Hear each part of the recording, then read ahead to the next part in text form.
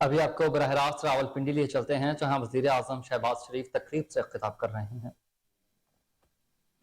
السلام علیکم۔ آج کی یہ عظیم اور انتہائی پروکار تقریب میں مجھے میرے لیے بہت ایک عظیم موقع ہے کہ مجھے آپ سے ملنے کا شرف حاصل ہوا۔ پاکستان کے کونے کونے میں رہنے والے اور بسنے والے ہمارے شہداء کے والدین، ان کے عزیز و اقارب اور غازی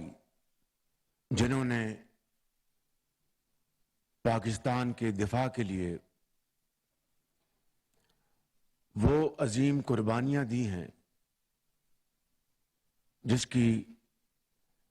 دوسری مثال نہیں ملتی، اور یہ قربانیاں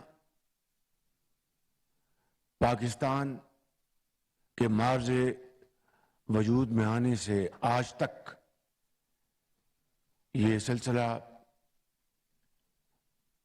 جاری ہے کہ ان شہداء نے جنہوں نے اپنی آنکھوں میں آنکھیں ڈال کر موت کا مقابلہ کیا،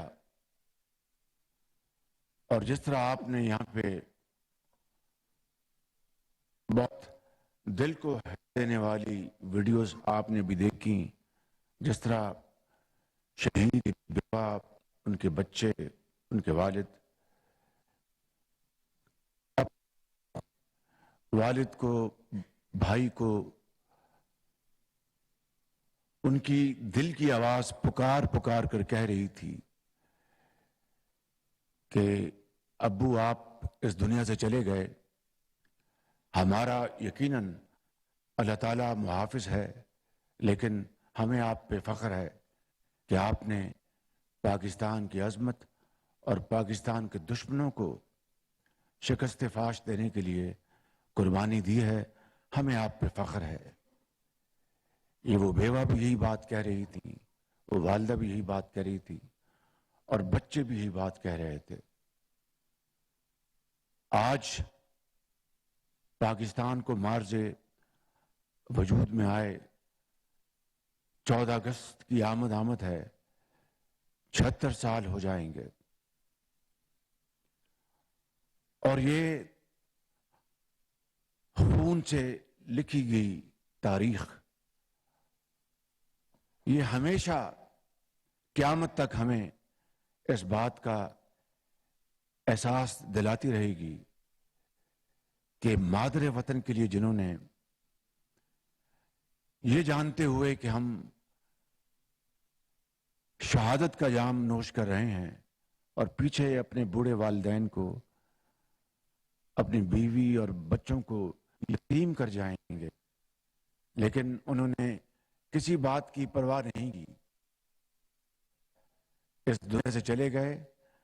مگر پاکستان کو محفوظ کر گئے، پاکستان کو دشمن کی میلی آنکھ سے ہمیشہ کے لیے بچا گئے۔ اس سے بڑی عظمت کی اور کوئی داستان ہو نہیں سکتی۔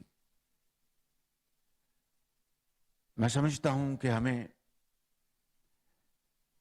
انہی شہیدوں اور غازیوں کی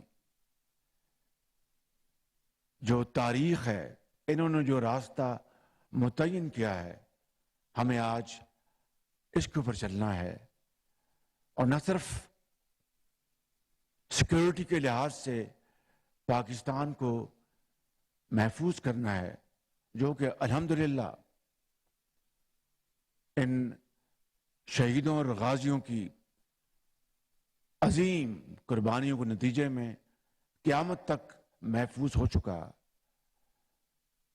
پاکستان ایک نیوکلیر طاقت اللہ تعالیٰ نے بنا دیا قیامت تک دشمن پاکستان کی طرف میلی آنکھ سے نہیں دیکھ سکے گا، لیکن دنیا کے سامنے عزت اور وقار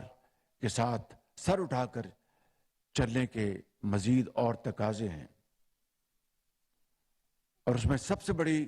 شرط اول یہ ہے کہ ہمیں اس ملک میں غربت اور بے روزگاری کے خاتمے کے لیے انہی بچوں کے جو والدین، جو والد اس دنیا سے چلے گئے، ابھی آپ نے دیکھا ایک کرنل شہید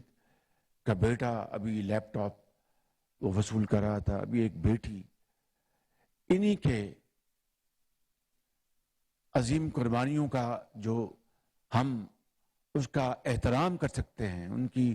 روحوں کو ان کی قبروں میں ہم تسکین پہنچا سکتے ہیں، وہ صرف اور صرف پاکستان کی ترقی اور خوشحالی میں مضمر ہے۔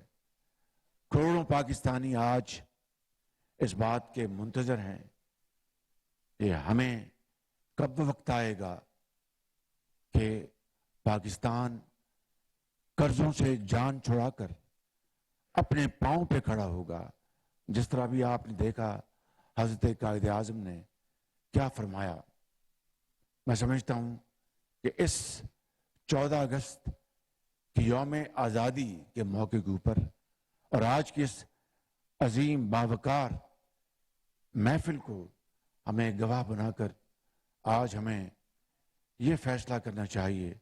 کہ بہت وقت گزر گیا، پلوں سے پانی بہت بہہ گیا، اگر ہم نے اور کچھ نہیں تو اپنے شہیدوں کی قربانیوں کو اگر ہم نے احترام اس کا کرنا ہے، ان کو ہم نے دل سے اس کی قدر کرنی ہے، اور ان کے یتیم بچوں اور بچوں کو ہم نے دنیا میں ان کی عظمت کا لوہا منوانا ہے، تو پھر واحد راستہ یہ ہے کہ ہم شبانہ روز محنت کریں اور وسائل کی بندر بانٹ کے بجائے وسائل کی منصفانہ تقسیم کے لیے ہم ایک نظام کے اوپر متحد ہو جائیں۔ میں یقین کے ساتھ کہہ سکتا ہوں بلا خوف تردید کہ یہی قوم کے عظیم بیٹے اور بیٹیاں جو اپنے والد کی پیار اور محبت سے محروم ہو چکے ہیں، یہ ان کا بھی تقاضا ہے۔ بے شک وہ اپنی زبان پر یہ مطالبہ نہ لے کے آئیں، یہ غازی جو ہمارے سامنے ہیں، یہ مائیں جو ہمارے سامنے ہیں، جنہوں نے اپنے ہاتھوں سے اپنے بیٹوں کو لہت میں اتارا، یہ ان کا مطالبہ ہے، وہ زبان پہ نہیں لائیں گے، مگر وہ ان کا دل اور روح پکار پکار کر مجھ سے اور ہم سب سے یہ مطالبہ کر رہی ہے کہ کب پاکستان کو قائد کا پاکستان بنائیں گے، کب ہمارے بچھڑ جانے والوں کی قربانیوں وہ رنگ لائیں گی۔ آج سپہ سالار یہاں پر موجود ہیں اور دوسرے جنرل آفیسرز موجود ہیں، میرے ساتھی وفاقی وزراء بھی موجود ہیں۔ میں آپ کو آج یہ بات اللہ تعالیٰ کو گواہ بنا کر بڑی انکساری کے ساتھ عرض کرنا چاہتا ہوں کہ الحمدللہ پاکستان بہت مشکل ترین حالات سے نکل آیا ہے، اور اس کے لیے بے پناہ کاوشیں کی گئیں پچھلے کئی مہینوں میں۔ میں کسی یہاں پر سیاسی بات کو تذکرہ کیے بغیر جو اصل بات وہ کرنا چاہتا ہوں، اور وہ یہ ہے کہ چاہے وہ سیاستدان ہوں، چاہے وہ فوجی جوان یا فوجی افسران ہوں، چاہے وہ ڈاکٹرز ہیں، چاہے وہ انجینئرز ہیں، طالب علم ہیں، استاد ہیں، چاہے وہ غازی ہیں، چاہے وہ شہیدوں کی اولادیں ہیں، ہم سب نے مل کر پاکستان کو دوبارہ تعمیر کرنا ہے، اور یہ ہمارا فرض اولی ہے، وگرنہ یقین کریں کہ تمام باتیں بھلا دی جائیں گی اور ایک بات یاد رہے گی کہ ایک عظیم قائد حضرت قائد اعظم کی عظیم ولولہ انگیز لیڈرشپ میں پاکستان مارز وجود میں آیا، مگر اس کے جو تقاضے تھے، جو خواب تھا، وہ 75 سال بعد بھی ادھورا ہے، شرمندہ تعبیر نہ ہو سکا۔ لہٰذا میں آج یہ آپ کو بتانا چاہتا ہوں کہ کل ہماری حکومت کی مدت مکمل ہو جائے گی، اور انشاءاللہ ہم جو آئینی تقاضے پورے کرتے ہوئے ہم جو اقتدار جو ہے وہ ایک عارضی یا انٹرم حکومت کے حوالے کر دیں گے۔ لیکن الحمدللہ جانے سے پہلے ایک بڑا مربوط اور جامع پاکستان کی ترقی اور خوشحالی کا نظام وہ مارز وجود میں آ چکا ہے، اور اس کے لیے پچھلے 2-2.5 ماہ سے دن رات محنت ہوئی۔ میں اس کی تفصیل میں جائے بغیر یہ کہنا چاہتا ہوں کہ اس کے لیے ساری حکومت کی مشینری، چاہے وہ وفاق کی ہے، چاہے وہ صوبوں کی ہے، اور ادارے، انہوں نے مل کر یہ جامع نظام وہ وضع کر دیا ہے، وہ عملی شکل اختیار کر لی ہے۔ کل میں نے اس کی تیسری اور اپنے اس ٹینیور کی آخری میٹنگ کی تھی، اور اس میں ہم نے تمام جو معاملات ہیں اس کو طے کر لی۔ اس کے 4 جزو ہیں۔ ایک، پاکستان کی زراعت کو ہم نے الحمدللہ مل کر ترقی دینی ہے، جو کہ پاکستان کی ترقی اور خوشحالی کی ضمانت ہے، زراعت نمبر 1۔ اور نمبر 2، پاکستان کے اندر جو معدنیات کے جو اربوں نہیں کھربوں ڈالر کے جو اللہ تعالیٰ نے ہمیں وسائل دیے ہیں، ان کو ہم نے استعمال میں لانا ہے اور پاکستان کے اندر خوشحالی کا انقلاب لانا ہے۔ اور تیسرا، جو ہمارے یہی نوجوان بچے اور بچیاں جو کہ والد کی چھتری کے بغیر الحمدللہ آج کتنی محنت کے ساتھ آج تعلیم کے زیور سے وہ آراستہ پراستہ ہو رہے ہیں، اس ادارے کی چھتری تلے جو آج ان کے والد کا کام بھی دیتا ہے۔ میں سمجھتا ہوں کہ نوجوان نسل کو تعلیم کے زیور سے اور جدید تعلیم کے حصول کے لیے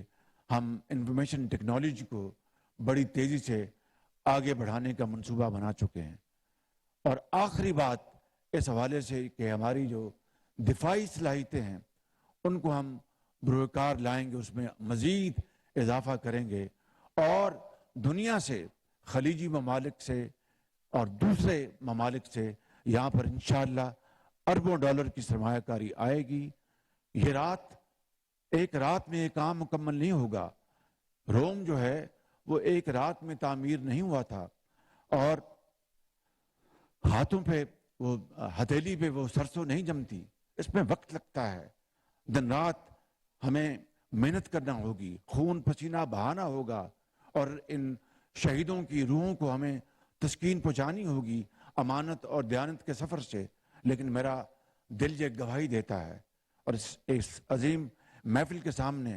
اوپر بھی مہمان بیٹھے ہیں، مجھے کوئی اس میں کہنے میں بات نہیں ہے کہ اللہ تعالیٰ کے فضل و کرم سے اگر ہم سب مل کر اس میں ہم حصہ ڈالیں گے، آگے بڑھیں گے، تو کوئی مشکل، کوئی پہاڑ، سمندر ہمارے راستے میں رکاوٹ نہیں بنے گا۔ اس کے لیے میں جہاں پر اپنی حکومت کا شکر گزار ہوں، مجھے انتہائی ایمانداری سے کہنا ہے کہ میں سپہ سالار جناب جنرل عاصم منیر صاحب کا بہت شکر گزار ہوں، ان کی پوری ٹیم کا، کہ جنہوں نے جو ہی انہوں نے اپنا منصب سنبھالا، بغیر وقت ضائع کیے انہوں نے مجھ سے یہ کہا کہ یہ ہے وہ پروگرام پاکستان کو آگے بڑھانے کا۔ میں جنرل عاصم منیر آپ کا بہت شکر گزار ہوں، آپ کی پوری ٹیم کا بہت شکر گزار ہوں، اور اپنی حکومت کی ٹیم کا شکر گزار ہوں، صوبائی حکومتوں کا شکر گزار ہوں، جنہوں نے مل کر اس میں ہمارا ہاتھ بٹایا، اس ویژن کو اجاگر کیا، اور آج پورے پاکستان میں نہیں بلکہ دنیا میں SIFC ایک نام بن چکا ہے، اور انشاءاللہ اس میں اللہ تعالیٰ برکت ڈالے گا، اور پاکستان عظیم بنے گا۔ میں